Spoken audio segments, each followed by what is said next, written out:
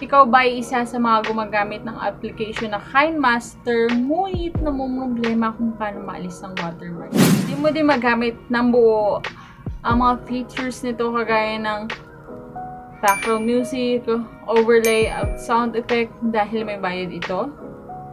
Kung oo ang iyong sagot, nasa tamang video ka na. Kaya panoorin mo tong video to hanggang dulo para malaman mo ang sagot sa mga tanong.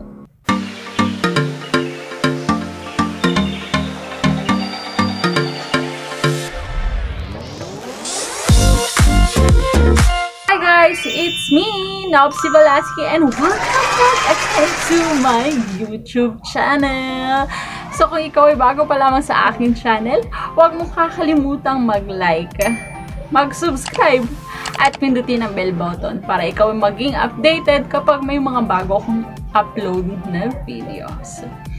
So, for today's video, medyo hiningal ako dun.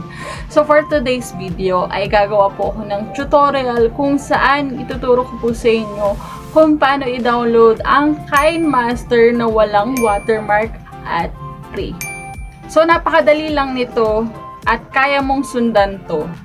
So, tapusin mo hanggang dulo ang video na to para maituro ko sa iyo ng step by step kung anong gagawin. So, napakadami na din kasing gumagamit nitong KineMaster na application dahil isa ito sa mga pinakapopular na video editing apps na ginagamit ng mga kagaya kong bago o nagsisimula pa lang sa YouTube. Dahil una ay napakadali nitong gamitin at pangalawa, meron siyang mga features na kagaya ng sound effects, overlay, or mga kagaya niyan, at marami pang iba na pwede mong magamit sa pag-i-edit ng video. Pero kasi kung sa Play Store mo lang siya i-download, eh meron siyang watermark na kagaya nito. Meron ka ding babayaran para lang magamit ang mga features nito, kagaya ng mga nasabi ko sa inyo kanina. So, kung paano mo magagamit ang KineMaster na to na walang watermark at wala kang babayaran, so panoorin mo itong video ito at i-explain ko na sa iyo. So, without any daldal, let's start that tutorial. So, ito na nga guys, ipapakita ko na sa inyo kung paano i-download yung KineMaster na walang watermark at wala na ding bayad. So, ang unang-una yung gagawin is i-download yung apps na gagamitin nyo sa pag-download ng KineMaster. So, buksan natin yung Google Chrome. So, ang kailangan kasi nating apps na pang-download sa KineMaster na walang bayad is itong apps na to, which is the AC Market. So, itong AC Market na to is application din siya kung saan yung may mga bayad na application na makukuha mo sa Play Store is dito makikuha mo lang siya for free. So, buksan natin itong AC Market Org, yung unang-unang link sa taas, ayan. So, yan, AC Market app is home for 1,000 of unofficial Android apps and tweaks. So, you can easily download AC Market apps on Android, iOS, and PC. Check the links here. Ayan, nabubulol pa. So, click natin tong download for Android since Android ang phone ko. Pero kung ang phone mo is iPhone, so you can click the iPhone link. So, download for Android. Click natin yan. So, kasi kanina, habang nasa trabaho ko, download ko na itong AC Market. Pero ngayon, ipapakita ko na lang sa inyo kung paano siya i-download. So, click the AC app link ulit. So, kung hindi pa lumilitaw yung download button, is back mo siya. Ulitin natin, download for Android. So, medyo kasi mabagal. Ayan. Download app link 1. So, yan. Pag natapos yung loading sa taas, ibig sabihin, madadownload mo na yung app. Pero mabagal, sadyang mabagal ang aking internet dito sa bundok. Ayan. Ang tagal niya, beshi. So, yan. For example, na-download na natin since na-download ko na nga siya kanina. So, i-install na natin siya sa phone. So, alam niyo naman na kung paano mag-install, di ba? So, yan. Buksan na natin yung AC App Market. So, sa AC Market na to, mada-download na natin yung KineMaster. So, all we have to do is wag natin siyang i-update. So, all we have to do is type the KineMaster. Yan. And download it.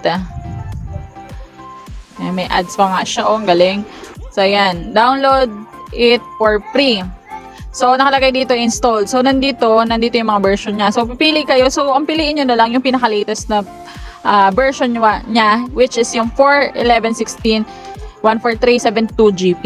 So, yan, i-click mo. Tapos, install mo. Since sa akin naka-install na, so, wala na akong gagawin dyan. Punta na tayo dun sa KineMaster na apps anyway. So, open na natin yung KineMaster na apps. So, since ito kasi ang ginagamit ko mula pa dati, natin yung 16:9 since ganun yung portrait na ginagamit ko tuwing nag-edit ako ng video. So, sa media niya, paano natin malalaman kung ang KineMaster is hindi mo na kailangan bayaran? So, kuha tayo ng isang, lang dito, isang clip or isang picture dito sa profile ko, ay sa album ko. So, gamitin natin to sa camera. Wait lang, hanap ako ng mas maganda. May luya pa, diba? Yan. Kuha ako ng isang picture ko na lang. Ito na lang, yan. Kunin ko itong picture na to. Yan. Paano ko malalaman na wala siyang bayad?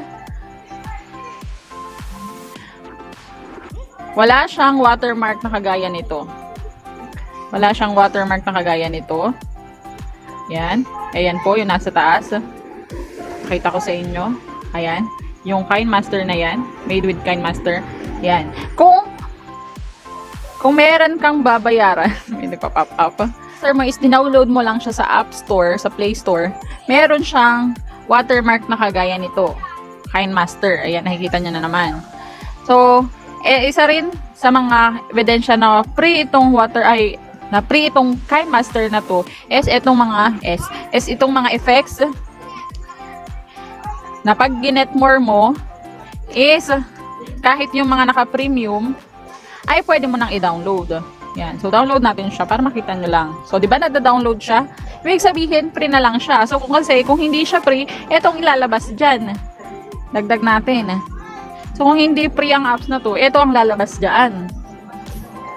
Ayan. So, subscribe to KineMaster Pro Edition. Ayan ang lalabas kung hindi pa siya. So, kapag sa Play Store nyo lang din download itong KineMaster, ito ang lalabas kapag nag-add kayo ng mga few tours katulad ng mga effects. So, yan. Diba? Pag pinuha mo sa Get More, meron siyang nakalagay na premium. Yan. So, ito, pwede mo na siyang makuha, ma-download ng for free. Yan, installed na. Kuha naman tayo ng sound effect. Dito tayo sa audio. Ito kasi sa KineMaster, meron na siyang mga naka-ready to use na mga, ayan, katulad ng mga background music na yan. Hindi ko yan dinownload, so nandito na yan sa apps na to. So, kung magda-download naman tayo ng mga effects, na-download na natin kanina, itong mga transition. So, ayan, yung Steam, tingnan natin. Di ba nakalagay doon premium? So, kapag tinik mo siya, mag-i-install na siya. And then, punta nga tayo dito sa may bahay na yan. So, ito naman yung mga overlay na kadalasan ginagamit para mapaganda yung mga video natin. So, katulad nito. Itong mga parang warning, mga precautions. So, yan. Pag dinownload ko yan, since naka-premium siya, madadownload. O, diba? So, ayun yan. And then, for example, tapos na natin siyang i-edit. Back natin. So, kapag pinindot natin to, so para ma-produce natin yung video, so, click natin tong parang share icons. And then, export natin siya. Ayan, may mga quality. Ayan. Export natin. Tingnan natin kung meron bang watermark sa taas kayong makikita. Bukod dun sa nilagay kong picture kanina na may watermark. So, hindi ko kasi ma-download yung KineMaster na nandun sa Play Store kasi meron na akong existing na apps na KineMaster dito sa cellphone ko.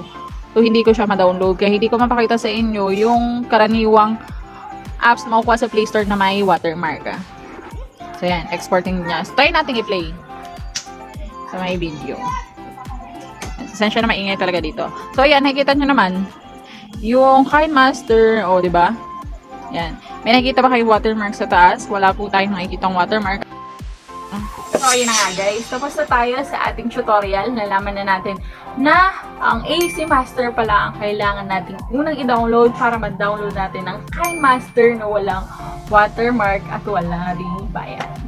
So, yun na nga guys. Tapos na po tayo sa aking video. So, kung ikaw ay hindi pa nakakapag-like, i-like mo na itong video ito.